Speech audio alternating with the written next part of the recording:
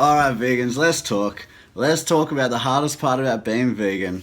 We all know it's not the food. The food's better than any other food we've ever eaten. More delicious, more healthy, more satisfying, more variety. It's not about getting enough protein. We know there's protein in everything and like all food, and it's obviously no issue. And it's not about finding recipes. There's millions online, so it's none of this. I think I probably share everyone else's belief that the hardest part about being vegan is being a vegan in this world, in a not yet vegan world.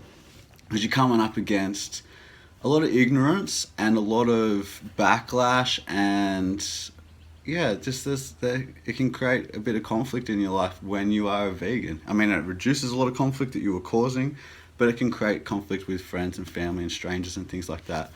So I think that's probably the hardest thing about being vegan. And I get that assumption because the majority of messages I get from vegans who are struggling with something, that's usually what they're struggling with. They're struggling with being positive. They got a lot of anger inside of them, a lot of hate, and that's understandable.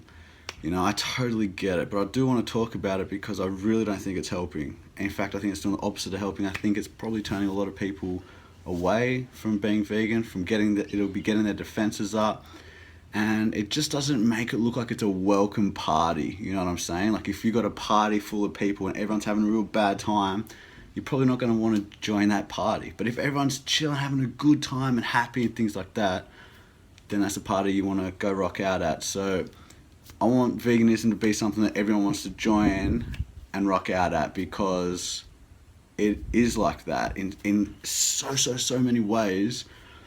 It's just this one thing about struggling with other people. And I think what that is, you know, let's say you've got a friend or a family member, you tell them all about this is why it's so good to be vegan, and this is what happens to the animals, and this is how much better it is for your health and better for the planet, and you tell them all of the, you know, all of the reasons why being vegan is just such a better choice.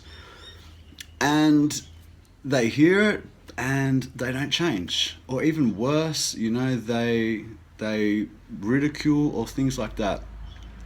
And you know, you see them time and time again, they're still eating animals, they're still having dairy and, you know, wearing leather and all this. And you've shown them the footage and you just think, why haven't you changed? Like, what kind of a person are you to have not changed after everything we've talked about and, you know, all the cruelty I've shown you and all that kind of stuff. But I think we've got to remember that we weren't vegan once either. Me, I only went vegan less than 3 years ago. And that's not that long at all. Before that, I didn't care about anything but myself. Really, you know, I was definitely not trying to make this world a better place. I just cared about mostly me and a few close people. So, you know, anyone can change, number one. But number two, people don't just go vegan in one conversation necessarily, you know. There's years and years of conditioning that we've got to get through. There's years and years of lies they've been told. You need protein from animal flesh, you need calcium from dairy, you know, you need animal products to survive. Like, there's so much stuff. You know, animals are treated humanely, blah, blah, blah. There's so many things to get through. And so don't expect to be able to help someone go vegan in one conversation. And if they don't go vegan in that conversation, that's, you know, it's not great, obviously, but at least you planted some seeds and you don't know how those seeds are going to grow. They might go vegan one day, but more importantly, don't get angry with them. Don't blame them for not getting it straight away. I bet they wish they could get it. I bet they wish they were motivated to go vegan. It's years of conditioning that has made us this way, that has, you know, bred our compassion out of us. And really, our friends and family and that, they're not to blame. So when you've got hate in your heart at these people, you're adding, first of all, more hate to this world. That's definitely not what this world needs. You're making this world, you're making vegans look angry, and that's not a very attractive trait for people who are considering going vegan. They're like, oh, is everyone like this? Is everyone angry and that? And, you know, I battled with this for a long time where I thought, well, I don't want to just be all happy and good all the time. Like there's such a horror show going on right now, worse than your worst nightmare. You know, you wouldn't put your worst enemy through this stuff, what they go through, these innocent animals. So am I kind of selling out on them by, you know, not showing my anger? And I thought about this a lot, and I don't think so. In fact, I think you're doing them the best service you can by being a shining example of a vegan, a healthy, happy, positive, encouraging vegan. I really think that's the best way to get people to go vegan. Not blame and shame, not yelling at them, not screaming at them. I think that gets their defenses up and like, whoa. And I just don't think it portrays vegans as a inviting group, basically.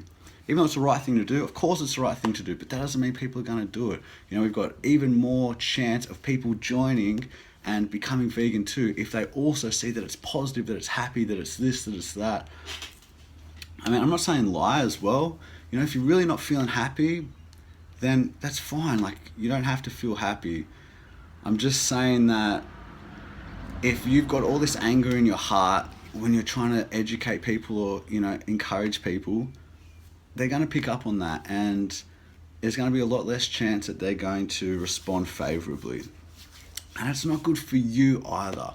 You know, what good is it for you to have all this anger inside of you, to be generating anger all the time and throwing that around the place at other people? It's just not healthy for you either. And the reason why I'm talking about this is because I get so many messages from people about this, and I got one just then who was like, dude, I don't know how you stay positive. You know, I don't get it. I envy it, but I don't get it. And I stay positive because I truly believe this is the best way to help animals. And that's been my experience. That is not a guess. I often, over the last few years, you know, I'm advocating every single day, hours every single day for the last few years. There's been times when I have questioned, is this the right way to advocate, you know, this positive kind of approach? And I didn't know. I was looking at other people who have, you know, led the path before me, other activists that I've admired. And I thought, you know what, they don't really do it the way that I'm wanting to do it. They're a little bit more aggressive. They're a little bit more this, more that. And that has been great for a certain group of people. But we need to expand that because there's a whole lot of people that won't respond to that kind of approach.